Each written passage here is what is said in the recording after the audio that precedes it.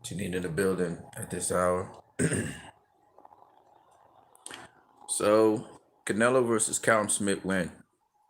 I mean, I couldn't call it any better, right?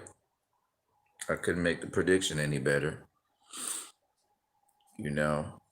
And the reason I was able to call that fight, you guys know the extensive reasons I gave. But Canelo won that fight by unanimous decision. I told you he wasn't gonna drop nor stop Callum Smith, and he didn't do that. Um, the brilliance of Canelo took a lot of years for that to happen.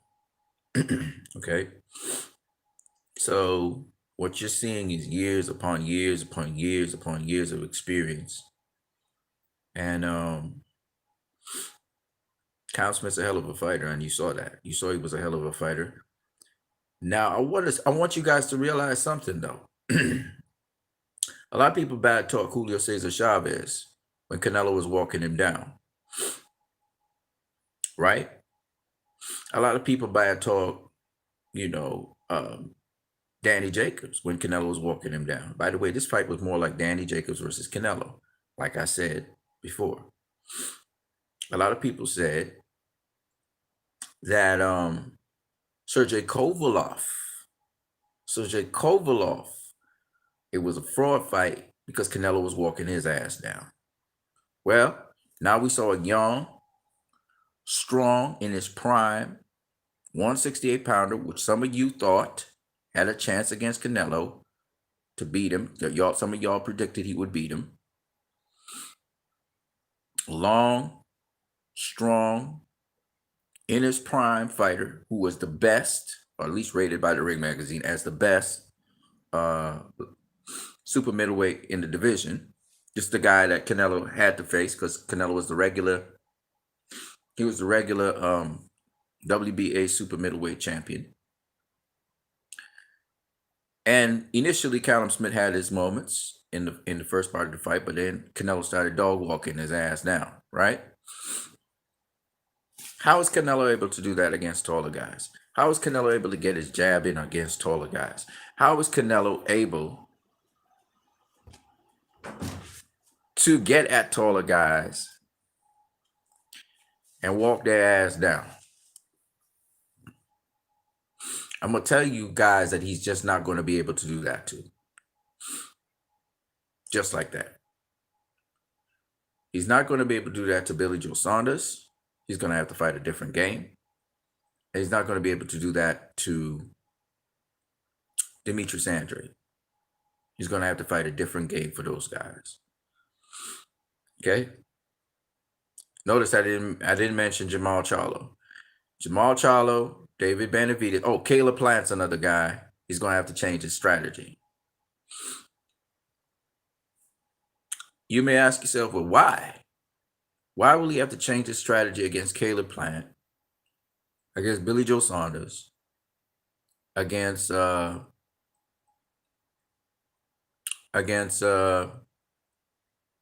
Demetrius Andrade? The reason for that is Boxing Lunch. Yes, what you need. What's up, my dude?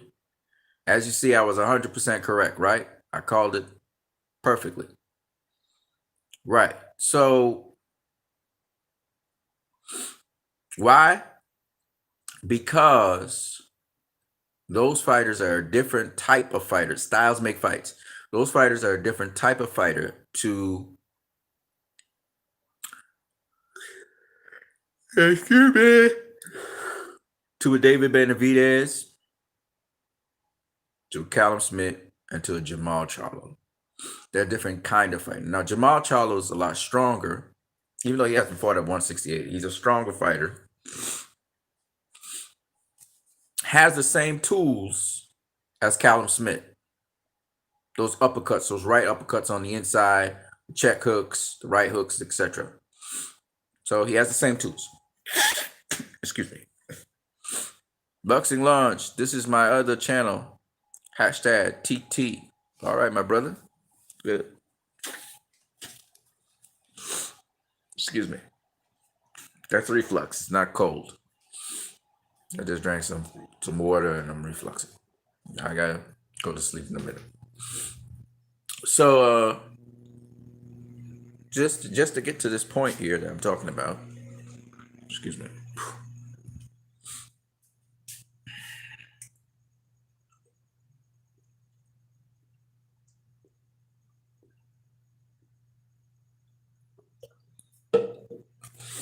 To beat Canelo, okay, you're not gonna beat Canelo simply by trying to box him from the outside. I think Troy Killertainment, he was the guy that actually talked about this in more detail. So you can check out Troy King, also known as Troy Killertainment. Check his channel. So you can check his channel, right? But basically, you're not gonna beat Canelo by boxing him on the outside. Now, Callum Smith tried to also box him in the pocket. But here's where Callum Smith went wrong. You have to pivot. You have to be somewhere where you're not. See, Canelo was doing that to Callum Smith. Callum Smith was not doing that to Canelo. He was straightforward in that respect. So he was trying to hook around the guard. He was trying to probe the guard. But the one thing that Callum Smith did very well was he kept his defense pretty tight. You know, he kept his defense pretty tight. He got beat up, though. He got beat up in the later rounds. Kept his defense pretty tight. And the other thing I noticed about him was that another good thing, he wasn't trying to pop the jab all the time. You know, he used the jab, then he used variety. He was throwing his hooks, he was throwing his right hands, he was throwing his right uppercuts, he was throwing the uppercut on the inside. But you see, like I said before, Canelo stays perfectly in balance and he picks off the shots. So he's picking you as he's coming at you.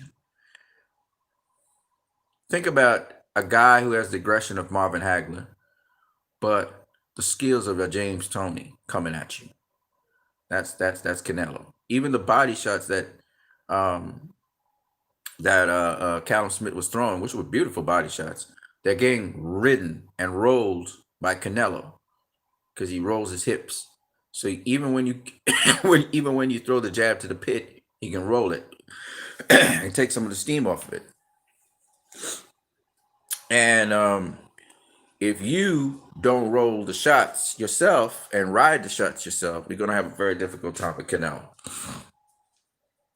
Okay, so I mean, it's very hard for me to see anybody in the 168-pound division beating Canelo, based on the experience he had with Golovkin, based on the experience he's had with Floyd, based on the experience he's had with Miguel Cotto, based on the experience he's had with Sergey Kovalev, based on the experience he's had with Julio Cesar Chavez, actually before the Triple G and the before the Triple G fight and the Sergey Kovalev fight. Before those fights happened, he had experience with Julio Cesar Chavez Jr., and I think that's where he realized, okay, I can deal with these bigger guys. You know, because in that fight with Julio Cesar Chavez Jr., where he was actually walking him down, he had figured out, you know, how to deal with these bigger, taller guys and how to move them backwards. And that's how he was able to, in the second fight, walk down Triple G. It wasn't that he was physically bigger. He was just approaching at a different angle and picking off shots, picking off Triple G shots and just walking him down.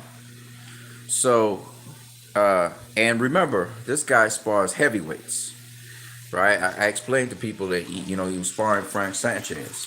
So Canelo may at some point in his career, I don't know how exactly he's going to pull that off because he needs to get past what they got. They got some new weight class called Bridgerweight that just kind of fucks up the whole thing with the heavyweight division. But if he can make it somehow, he can get his body to put on an extra 25 pounds, he might make his way all the way up to heavyweight. You know, I don't know if it's possible. I don't know. We'll see. But, you know, Canelo He's already solid. He tops out at about 175 pounds. It's been that way for about maybe since 154. He been doing 170s. Even the Charlos and Demetrius Andrade and them guys, they top out at about 170, 175, maybe max 180. Errol Spence and them guys bigger than them dudes. It's strange, isn't it? But Errol probably pull on fatty weight. But those guys literally go into the ring 175, 170, you know. And Canelo's about that weight. So unless he could physically fill his pockets with coins or something and weigh down himself, it's going to be very difficult for him to make cruiser. But he would like to. I think he said he would like to fight at cruiser at some point. So we'll see. It might be a big ass now because the WBC just made it more difficult for people to fight at heavyweight. They just changed the fucking weight class, which was really dumb on their part. Again, as far as I'm concerned, they just keep on messing with things that just don't make no damn sense, right? When guys like Deontay Wilder want to stay in shape and fight, I don't understand why they're doing that. I think it's stupid. It's not affecting the health and safety of fighters. It just means you have poorer competition at that weight class. You're actually excluding certain fighters who are star fighters, elite fighters, from fighting in that weight class, and really giving us the best fight. So I never understood why the WBC is doing these stupid things. But hopefully, some of the real welterweights in the division will just say fuck that, and they just fight at the real heavyweights in the division. Fuck that, and they'll fight a heavyweight anyway. I do not know if Canelo will ever be able to get past 200 pounds and still be in shape.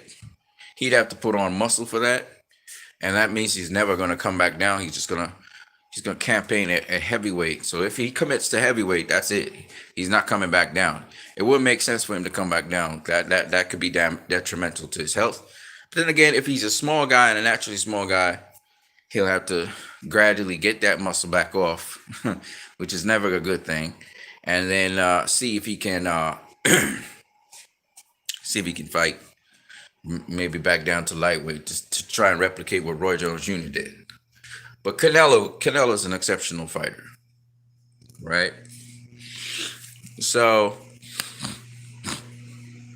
all them other guys, Charlo, Andrade is the bigger threats are guys like Andrade, Billy Joe Saunders, who understand boxing. It's not just how intimidating and how much power you can throw at a guy. It's about your slickness, your defense, your angles, your pivot work, your timing. Canelo got interesting timing. Them guys can't read him because it's timing. So he'd be walking them guys down. I told you it's called precise footwork, and it throws everybody off because when you think the guy's close to you, he's not. When you're trying to counter him and he gets on the inside, he's on the inside doing this thing, all of a sudden he's up on you and you don't understand. It's tricky. The difference was the difference between that fight and Danny Jacobs' fight was, and I actually outlined all of this. Danny Jacobs got stronger as the fight went along, whereas Callum Smith, he started to fade. Canelo was really dishing out some punishment to him.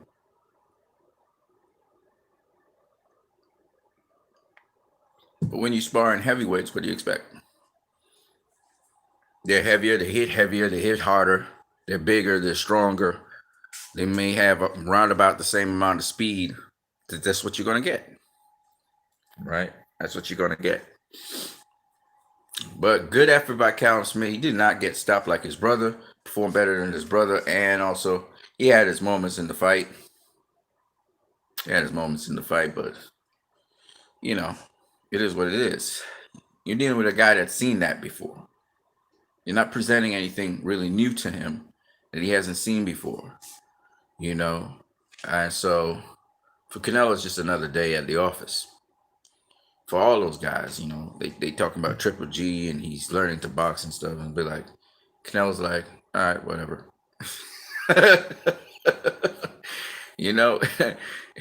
Put him in front of me. I'm gonna knock him down. Right, the sooner you guys realize and appreciate greatness for what it is, the better it's gonna be for you. You know what I mean? That's just Canelo. But yeah, you know, uh, it is what it is.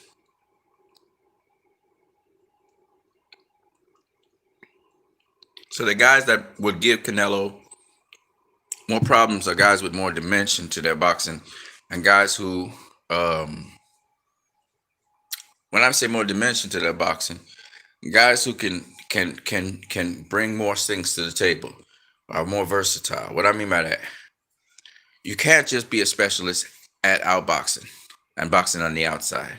You gotta have inside game. All right. But you gotta have special inside game. What I mean by that is be able to slip punches, roll punches, not just block punches. Right? Callum Smith can block punches pretty well.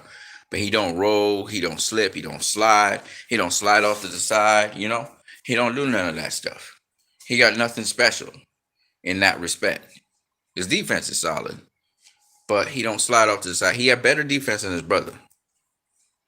Much better defense than his brother. And but you gotta have something a little bit different. You gotta have some special effects. You gotta give Canelo something that he's not seen before. And a lot of people talk about, the Erislandy Lara. If Erislandy Lara faced Canelo right now, he gonna get beat the shit up. Okay, he gonna get beat up real bad. But he won't because he's in a low weight class. But my point is that when we talk about special effects, we're not talking about using your feet. We're talking about using your feet and your upper body. And that's what Demetrius Andre brings to the table. That's what a guy like Caleb Plant will bring to the table. Slick guys. You need to have a little bit something. Canelo himself is slick, as you can clearly see. You need guys who are slick, guys who bring that to the table. Jamal Charlo, David Benavidez, they're just more of the same. They're just more of the same. They're going to realize their power not landing. He's picking off your shots, or he's rolling it, or he's riding your shots. And what you going to do after that? So those two guys, it doesn't matter how big and how strong they are. Their style has been conquered by Canelo. Canelo will handle them. But guys like Billy Joe Saunders, guys like Caleb Plant, guys like Demetrius Andre, they bring a little bit of more stuff to it. So Canelo, they got a little slickness to them, so that it and they can fight at any range, which allows for Canelo to have a much more difficult time solving them. But Canelo even said it himself. He said, man, from round one, I already knew what this guy was. I just was watching to see what he bring to the table. He brought nothing to the table that was a problem for me, and I just started dissecting his ass and just breaking him down as round by round. And you saw how devastating he became as the fight kept on going on. He was just imposing punishment on Callum Smith. And Callum Smith, by the way, did a great job with the knowledge he has. This should be a learning lesson for him. He should have learned a lot from this fight. And hopefully he takes that, because he's actually for Canelo. So I hope he's learned something from it, because that was an absolute learning experience. And for him to think he's got Canelo down pat, no, you didn't. That's why you lost. So pick up on the timing that he brought to the table. Pick up on the feints that he brought to the table. Pick up on the facts of how he would close the distance on you. And I heard Callum Smith actually breaking it down. He would say that he said one of the things he didn't expect from Canelo was that jab. His jab is very, very good. But there's about 7 or 8 different other things that accompany that jab that make it good. It's not as good. Okay? It's not just that. He didn't just throw a jab out there and it was a good, well-placed jab. It's the movement that he has and the feinting that he has and defense that he has that sets up that jab the way it is. It's how he positions his hands. It's how he's circling you with his feet. So there's a lot of specific things that he's doing to get himself in that angle and in that position that he's doing to you to make that jab effective. It's not just the jab itself. Even if he never threw a jab, and it was the other tricky thing Callum Smith realized. He realized that Canelo was actually drawing him into throwing punches so he could close the distance on him. And that's the thing I was trying to tell you, like how he pick off the shots and he's walking his hands up. I can't explain this to you. His high guard is not one in which he keeps the guard tight and he's walking to you. It's a very relaxed guard. And he's picking you off. He's picking off the shot. He's picking the shot off. He's picking the shot off. Okay? And that's what he's doing. And that's a higher art form. See? And so what he's doing is he's feinting as if he's coming in at you, but he did not make a step forward. He may pivot, but he didn't make a step. So he's threatening to come. So it's a feint, and he keeps his high guard up, and he's kind of moving the guard to say, come on, throw the punch. Pick me, you know? And then you pick the shot off. So he's actually inducing you to throw a shot where he wants you to throw it and when he wants you to throw it. So he's done that to Gennady Golovkin. He's done it to, it's a tricky thing. He's a tricky guy. And like a lot of guys don't understand what he's doing to them, and he's drawing out the shot from them. And he's going to do it 3, 4, 5 times. So you popping the jab, or you popping a counter, or you popping a shot trying to pick him. And while because that's what Callum was trying to do, is try to pick him, right? He wasn't necessarily throwing a jab, but he was throwing something. And then the other thing he's doing is making you go backwards because he's feinting as if he's coming forwards. So in precaution, you're going to take a step back, right? Because you don't want to stay there and then he catches you with something. So these are the little tricks he does. And Callum, like we realize, he's not really an infighter. So he's not going to be body to body with Canelo. And because he's not body to body with him, guess what happens? Guess what happens? Can't fight on the inside. You got to handle your business on the inside. You know, you got to be able to fight a guy like that on the inside. It's very important. You look at Mayweather, when he beat Canelo, they was body to body at times, right? But Mayweather always had an answer for him on the inside. You got to have an answer for him on the inside. Okay? And Mayweather knew how to slip punches and all of that, ride punches and all that stuff, right? Danny Jacobs actually did a pretty good job later on in the fight on the inside against Canelo. Had Canelo smiling and stuff, but Canelo was like, okay. Right? Danny Jacobs did a better job against Canelo than Callum Smith did, than Julio Cesar Chavez Jr. did, than Sergey Kovalev did. You know, so when I hear a lot of people say, well, you know, Danny Jacobs, he can't really box. He's not really a guy. I'm like, what the fuck are y'all talking about? Okay? Danny Jacobs did a better job against Triple G, against Canelo. All right? He knocked out Peter Quillen. That's a very smart, very skilled fighter. Very smart, very skilled fighter. I thought he dominated Gabe Rosado. Okay. And why I say he dominated, I mean, it wasn't a lot of punches thrown, but Gabe Rosado hardly landed a punch on Danny Jacobs. Okay.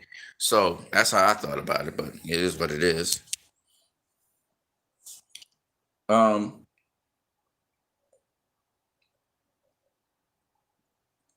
So I'm saying this just to say to people, look, man, you got to understand how you fight this dude. You're not going to beat this dude thinking you can pull an Aristotle Lara on him and you're going to beat him. He's figured out how to close the distance, how to gradually and systematically add pressure to you. He's not the same Canelo that faced Aristotle Lara, and he's not even the same Canelo that faced Floyd Mayweather. It's totally different Canelo. That Canelo was, you know, he wasn't patient, he wasn't composed. That Canelo that faced what's his name? The Canelo that faced what's his name? Austin Trout. Totally different Canelo. It's the Canelo now. All right.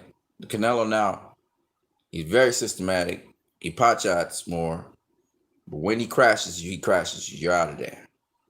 He applies systematic pressure round by round. He sort of borrowed a page out of Triple G's book.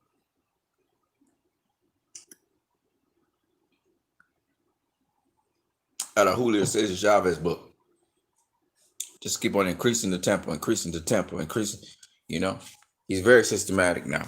So all of this just to say, he cut from a different cloth, ladies and gentlemen, and he's gotten well schooled. And it's going to take a fighter who's got it all. They got the inside game, the outside game, uh, to be able to beat a guy like that. And they're going to have to fight him in the pocket. Callum Smith did a smart thing by fighting him in the pocket. But once again, you got to have certain skills, though, to navigate that pocket work. You know, and that's why Canelo kept on pushing him back. You got to have some special effects. And Callum Smith, in a certain respect, was straight up and down. So he did bring some of the things to the table. He was still straight up and down. And that's why Canelo beat him. But he shouldn't be disappointed. He should take that as a learning experience, like how Canelo learned from Floyd, and add to his game. Think about the upper body movement. Add things to his game. It's not that he was too big for the division, Callum Smith thinks. It's that because he's looking for a reason why he lost. No, my brother. Callum Smith, you have more elements to add to your game, so that you got blessed to have faced Canelo. Obviously, you wanted to win. Now somebody needs to encourage him from Canelo's camp and other camps to add to his game. Joe Gallagher should reach out their hand to the Reynosos as well, so he can learn some more to help out. Get Callum to another level, because what this fight should have done, even though he lost it, is let him open his eyes to that there's another level to boxing. There's another level to this game. And Canelo shared some very precious information with him that now he can take and build on for his career and become even a greater fighter than he is now.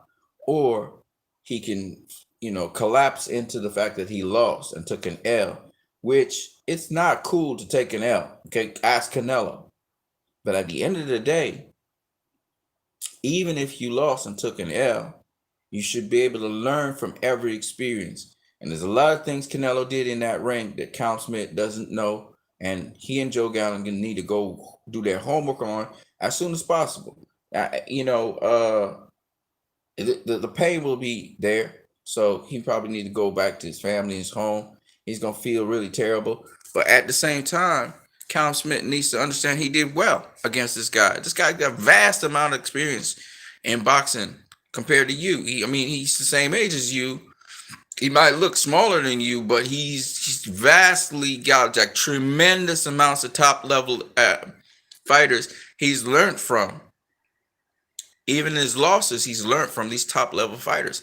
So that the way how he executes things and the way how he does things is because he's faced top level competition, like really, really top level competition. And so, like I said, there's levels to the sport of boxing. So it's not, you shouldn't feel bad about it, because, the thing about people is this, right? They talk about Floyd beat Canelo, and everybody's, oh, Floyd beat Canelo. Floyd beat everybody he faced. So you can't be mad that Canelo got beat by Floyd. See, first of all, Floyd was 36 years old. He had all that experience. And Floyd said it. He had all that experience. He had 36 years of experience, both amateur and pro, in boxing. Okay? And you got a guy coming into the sport facing him. And Floyd physically took care of his body. So what happened was, even though he was a veteran of the sport, even though he was an old guy, he was an old guy.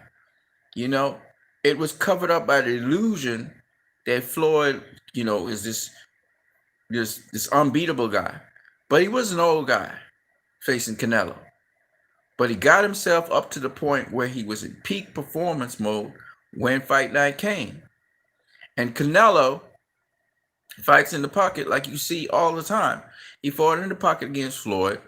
He tried to throw his combinations. Nothing was touching him because Floyd don't let you touch him. He don't let you touch him. He's a defensive guy. And defense wins you fights. Defense wins you fights. So even though he was old, he's an old dude, and it's not easy to put a hurting on him because he's slippery. You see? And he's putting the hurting back on you. He's not gonna stand there. He's gonna give you a hurting too. And embarrass you. So at 36 years old, the guy took good care of his body, and even though he was fading, his hands was bad, his arms were bad, he had bad arms, bad hands. Even so, this guy was able to put on, tremendous performances because of his skill level and the special effects he had. Right? And that came over time. He's like what? He was like 17 years. He's been at the championship level on and off because he retired or whatever. But 17 years he's been at the championship level. 17 years he's been a world champion. Okay, so that's 17 years of experience versus a guy who's been a world champion for 7 years. That's and the difference is Floyd actually could execute most of the things that he used to do when he was in his prime. He just had to do it less and smarter. Less and smarter. Like Manny Pacquiao, same thing. Manny Pacquiao at 42 years old, which is ridiculous just to talk about, he's going to have to be a lot smarter in that ring. He can't fight as hard as he used to when he was in his prime. Obviously, you got a lot more energy when you're in the prime, one. Two, the joints and everything work better when you're in your prime, so you need more rest when you're older. And then three, if you don't fight smarter, guess what? You're going to get badly hurt because you accrue damage over time. All those wars and fights, it accrues damage to your body. So you have to think about also post prime. And you got to be more, you have to be more deliberate, more composed. You have to be smarter all around because you're much older, right? And like me, I'm a very old guy, been around the planet, the world for a while. So similarly, I have to take care of my body. I can't just jump into boxing. Like if I was younger, if I was like 17, 16 years old, of course I could just jump into boxing and do what I do. When you're older, like a guy like myself, you have to consider your health. You have to consider, you've never taken that kind of punishment early on in your life. And while that might be a benefit to some, if you just go in there and start taking that kind of punishment, it could have debilitating effects because your body's not used to that. So you have to be careful. You don't just jump into boxing, especially if you say you want to be a pro boxer for a certain amount of time or amateur boxer for a certain amount of time. You don't just jump into it. Okay? It's a fun sport once you get going. It's a fun sport once you get to, get in that ring, get in that field, getting things organized and facing, a level of competition that you can handle. But it's dangerous. And even the guys who do border wars and they're sparring and shit, they wear hair gear and bigger gloves and whatever. It's still dangerous for them. It's a risky thing, and I need these guys to understand that. As much as you're having fun with one another, if there's a guy that really could thump, or there's a guy that really could punish you, and you're not calling off the fight, you don't have the proper referees to, you can have damage for the rest of your life. But I always put it like this. Here's the risk that I see in the reward to boxing. I say, well, guess what? I might die of diabetes or cancer or some crazy shit like that anyway. Later on, I may have Alzheimer's. So I might as well be healthy, exercise, get myself up in a ring and do something because there's a bunch of brain cells I don't even use anyway. It's funny. It's funny. I'm just saying, sometimes doing that is actually a blessing for some people. They get them out of sickness and disease they would otherwise have. By the way, people, you need to check your prostate. I need to check mine too. For the men out there, especially black men or men of color, check your prostate. I'm going to be checking mine very soon with a doctor just to make sure everything's intact. And even if it's not, then I'm going to have to get the necessary treatments to make sure I treat myself and make sure I'm okay. But do be careful with that, folks. So I'm saying all of this just to say to people, your health and well-being and a drive and a desire to do something with yourself that's positive, you can't go wrong with boxing. And plus, it's a part of self-defense. Now, if you're a licensed boxer, you can't really be punching people and shit, but it's a part of self-defense. Let's say somebody's robbing you, whatever, you knock their ass out or disable them with a punch. Not that I particularly like going around punching people. I prefer to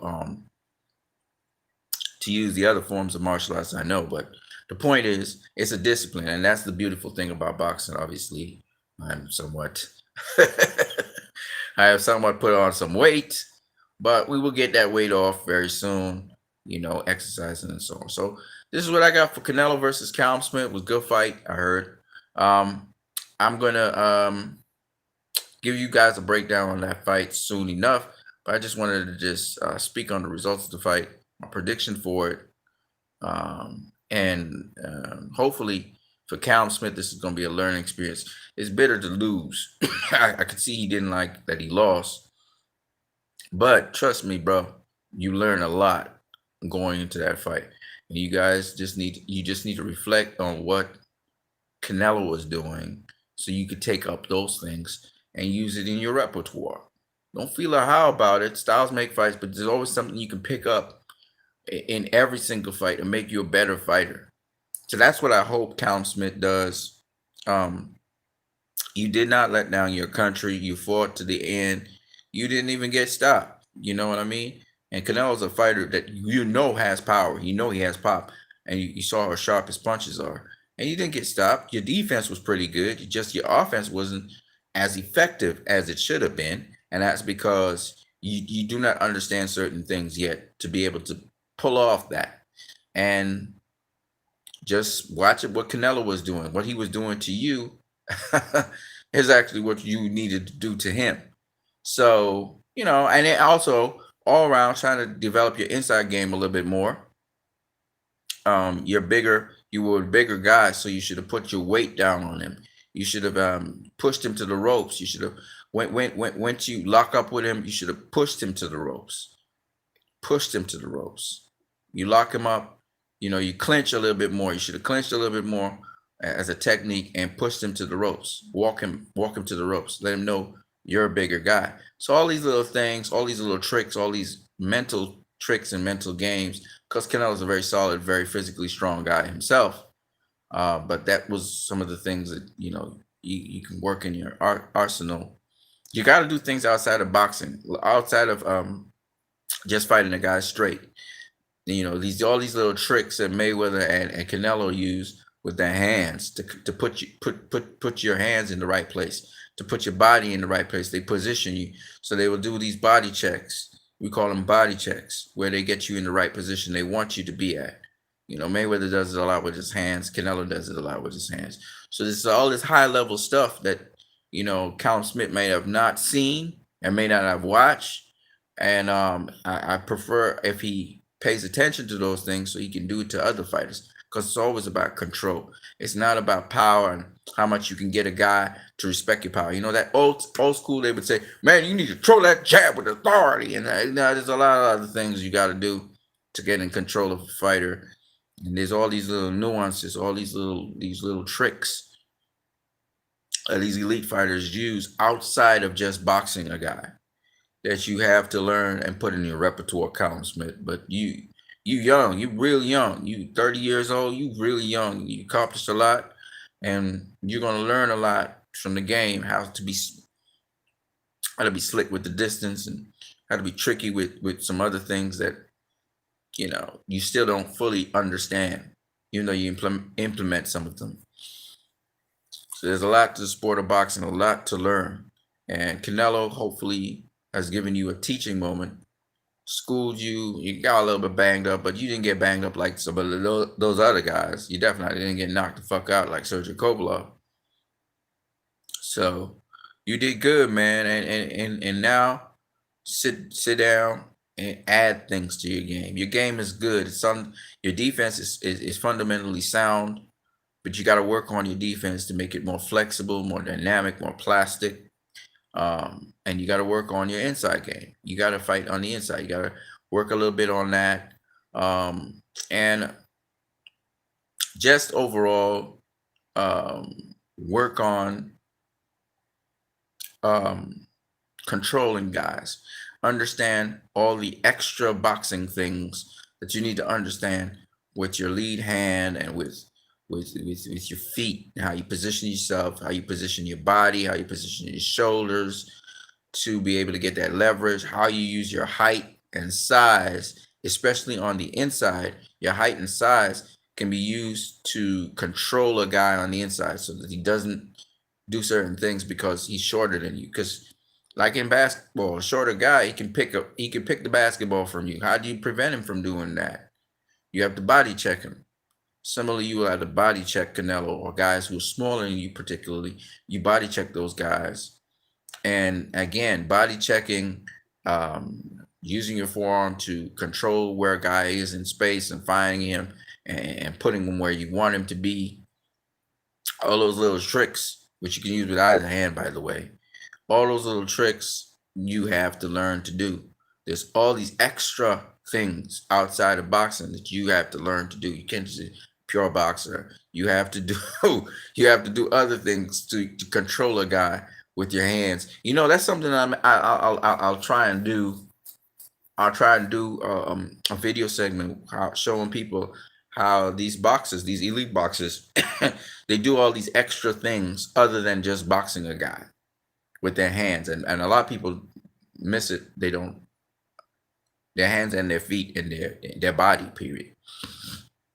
So when I tell you body check a guy, you can body check him by bumping him. You can body check him by you pivot around locking a guy up so he turns with you. You can body check. You can check a guy by using your forearm to push him one way. So you're actually pushing him the direction you want him to go while you're pivoting another way. So there's all these little tricks to keep a guy offset, keep him out of position. And those are extra boxing things outside of just straight up boxing a guy that a lot of people, they just overlook. There's all these fine details in boxing, and I think a lot of people don't know about this stuff. But you just look at the elite fighters, especially in these modern times, and they have all those little tricks and all those little. There's a lot of tricks. It's a lot of tricks in the trick bag. there's a lot there's a lot more to boxing than meets the eye. And when you start observing these things, this is where it gets interesting. Like I said, it's chess, not checkers. So chess has a lot of other players. It's not just the king and the queen when you get to the end. It's not just pawns, kings, and queens. In chess, you have many different knobs that play many different pieces. And the long game is to get the checkmate, but it takes a little bit longer, no matter if you do speed chess or not. Checkers is simpler, right? So you got to understand the game that you're in. And at the highest level, they're not playing checkers. They're not playing checkers. Okay. So when you start to understand how the lead hand and how the body is used in ways outside of boxing to control a guy, then you're starting to play chess. And then you understand when in a fight that would happen. When in the fight a guy might do something like that. It depends on the situation. It depends on how much control a guy has in the fight. So I just thought I would share that with you guys because a lot of casual fans don't really understand how much stuff goes on in a boxing fight. Like there's a lot of things going on. Like first of all, just I don't care what kind of boxer you are, you're gonna feint somebody. Feinting is going to happen in boxing. It's just what it is, right? There are guys, you feint the jab all the time. I don't care what kind of boxer is, you're not just going to throw a jab just like that. You feint, and you're watching to see what the other guy's doing. That's just That's fundamental boxing 101. Okay. But when you get to the higher levels, you know, um, it's not just a feint to try out something to see what the other guy's going to do. The higher levels, you're very confident and you're very intentional in how you're doing what you're doing. Meaning, I know I'm going to elicit, I know this guy's going to, he's going to respond to this particular movement that I make. You know, there's a lot of confidence in that because, so there's something called ineffective feints, and then there's effective feints. Ineffective feints are, I think of 80s boxers a lot because they feint so much. God damn it, they feint too much. They just use a feint so that they can throw a punch. But in feinting so much and looking fake in feinting it, to me, they it was just wasting feints. You know what I mean? You don't want to overdo a feint. You want a feint. A feint is effective because why? Because you actually threw the punch and it actually landed. Or you threw the punch and it was blocked. So you don't be wasting feints. You know, the most effective feints is and the most effective feints. Okay, so guys used to feint, but they always used to feint in a rhythm. You want to feint off rhythm. You want to feint off rhythm, not just in rhythm. And it's like talking about feints is like, you know, that's something that's not really explored a lot in boxing. But the most effective feints in boxing not only come off of an established move that you put, but they also come off of changing up your rhythm. You know, changing up your rhythm. So a lot of boxers box in rhythm. They have a rhythm to what they do. You know, they get hit with a shot, they bounce up and down, boop, boop, boop. Reshuffle, reset, and then they come back again. And they have a certain rhythm to what they do. But when you get to the highest levels, and this is very subtle. And I don't care who they are, Julio Cesar Chavez, I don't care who you are, they do it. They all do it. Whether consciously or subconsciously, they start to feint as is appropriate to the situation to set up their attack. Okay? And the feint is usually one that's in rhythm and the attack is out of rhythm, or the feint is off rhythm and the attack is in rhythm. Right? So I don't care whatever successful boxer was, whenever, they're not just gonna come straight down the pike and try and mow you over. Okay, they're going to use a feint. That's just, but they're guys who have been schooled in feinting. They've been schooled in, and you hear them say, beep, bop, bop, beep, beep, bop, bop, beep. They do it in terms of tones. They do it almost like if it's a song. But the breakdown of it is, it's a feint they throw it in there. You know, it's not just punches.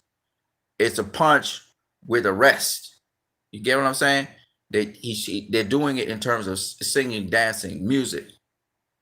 Let them know what they know what they're doing. And what a lot of people don't realize is when you're throwing combinations, a rest or a feint in that combination offsets the rhythm of the combination. See what I'm saying? So instead of throwing another punch, you take a rest right in between there. And that's like a feint because the guy's expecting a punch to come. See, feinting is a crazy thing because feinting doesn't necessarily mean that you even tried to throw a punch. It could just be a break in rhythm. Like it's a lot to this shit. So anyway, the point anyway is not all that. The point is that feinting is it's an art. It's an art. It's like a rest in music. It's like you didn't play the note. You went to play the note, but you paused. And then you got that little syncopation, and then you went back and played the note. That's fainting. And so for somebody who's artistic or has a musical mind, they'll really enjoy that. A lot of people like to say it's running in boxing. The beauty of boxing, the beauty of boxing, the beauty of boxing is this. What I'm telling you guys. This is what got me attracted to boxing. And it got me into actually wanting to box and actually boxing because, these are the things that make it interesting to me. Right? Otherwise, it'd be boring shit. I don't want to see two people. That's why I don't really like MMA. It's not really my thing because people just go at it. Fuck, I don't give a fuck about that. It's the beauty, it's the art of the thing that makes it one. I don't know about other people, but that's what makes it beautiful to me. Because I'm a musician, so I understand. I respect rhythm. I respect timing. I understand when you change up the rhythm, when you change up the timing. Okay, and that's what again. A fighter who can change up their rhythm and change up their timing because they made a slight adjustment. It's not that they ain't doing the same things they were doing before. They're just doing it to a different time and a different rhythm. That changes everything. So there's just a lot. There's a lot to boxing than this bullshit about power and fucking throwing punches and speed. I don't give a fuck about that shit. I really don't. It gets me pissed because I understand if you're a boxer and you know what to do, it doesn't matter who's in front of you. It doesn't matter if King Kong's in front of you. It doesn't matter because it's about doing and learning and maturing into the right way to fight that's appropriate to you. Because you may not have knockout power, and yet you stopped a dude who has incredible knockout power. You beat his ass up. You beat his ass up. And they could say you don't hit for shit, but he wasn't hitting you and you was tagging his ass up. And guess what? He's taking more punishment from you, aka Muhammad Ali. He's taking more punishment from you for the duration of 12 rounds. So yeah, he's left standing at the end of 12 rounds, but he took a lot of punishment. That was not a good fight for him. And that's punishment that will last much longer than if he just got knocked out by King Kong. So you have to understand the fucking sport of boxing, man. Muhammad Ali used to punish guys for 15 rounds, just going straight. Some of them guys didn't last. They collapsed because, conditioning and all that shit. They got knocked out. They got stopped. But for 15 rounds, this motherfucker was just beating the shit out of them guys. Because he wasn't a one-hitter quitter. He wasn't a one-hit. He was a great heavyweight and everything. He didn't have that big old... He didn't have that Sonny Liston concussive fucking power. He wasn't no Ernie Schaefer's. He wasn't no George Foreman. So how was he beating these guys? Because, ladies and gentlemen, he knew how to fight. Just because you ain't got no punching power, like they like to say, you ain't no one-hitter quitter, doesn't mean you don't know how to fucking fight. That's the difference. And what's important is that you know how to fucking fight. Nothing else. And that's what boxing's about. But people glorify the dudes that can lay guys out. And that's cool. It's spectacular. I love to see it when a guy gets short-circuited. But don't get it twisted. You can't be disrespecting savants who know how to do this shit and do it better than them one-hitter quitters. Those one-hitter quitters are cool. It's exciting to see it. But when you see a guy that can fucking fight, and you hear what I'm saying, he can fucking fight. Shit. You crazy, man? You can't be disrespecting that. Nobody disrespects a one-hitter quitter. But a one-hitter quitter rolling up with a guy who can fucking fight, he gonna get his ass beat. And he's gonna be asking him, he's gonna be soul searching. Because you know what happens? Ask Kelly Pavlik, a great fighter, who got beat by Bernard Hopkins. Bernard Hopkins wasn't no one-hitter quitter, but he murked Kelly Pavlik's ass, and I love Kelly Pavlik. He knows his body, but you got murked. And guess what? The most the most powerful thing that's ingrained in the boxer's mind is getting beat by a guy who you thought you had everything to beat. That stays in your mind, and that's good, because guess what? You want it to stay in your mind and bug you so that it will help you to be a better boxer, a better fighter. Right? That's a good thing. Because if it's grating on your mind, you're asking yourself, well, why did I lose? Well, why did I lose? And that makes you want to search and be better. That's the only way some guys step up in levels, because guess what? They're not fully schooled on what they're supposed to do. They know certain things, but they didn't know certain other things. And it takes a veteran, which is why Canelo faced all those veterans. Y'all never understood what the game is. It takes a veteran to teach you something. Even if that veteran loses to you, maybe you knock him out, he's never going to be easy for you. He's always going to show you something you never saw before. It's a learning experience.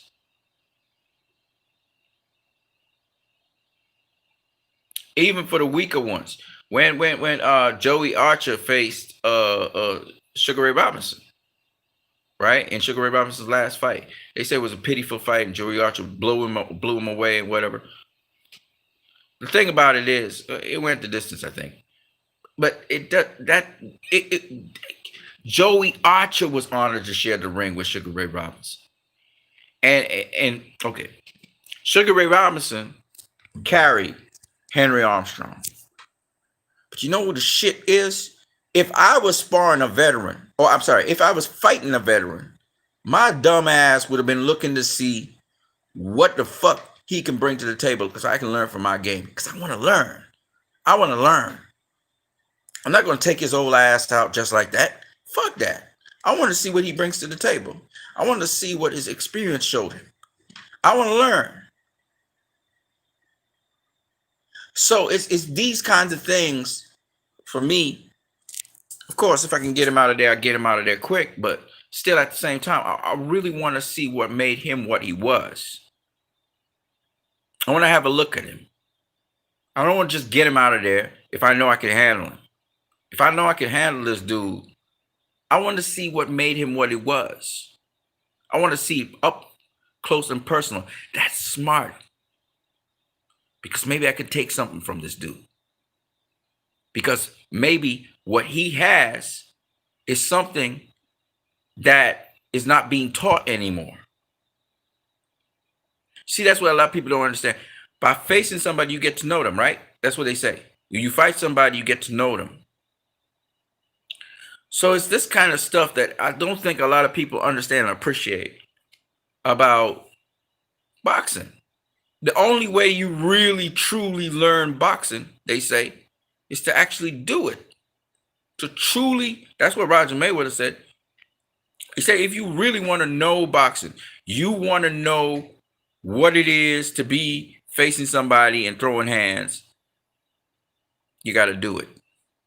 You actually have to get in the ring and fight somebody. That's the best way to learn boxing. So therefore, it comes to say, when you face certain guys, sometimes, especially veterans, a lot of people, I'm going to get a lot of flack for this, because you really want to get that guy out of there and get your paycheck, right?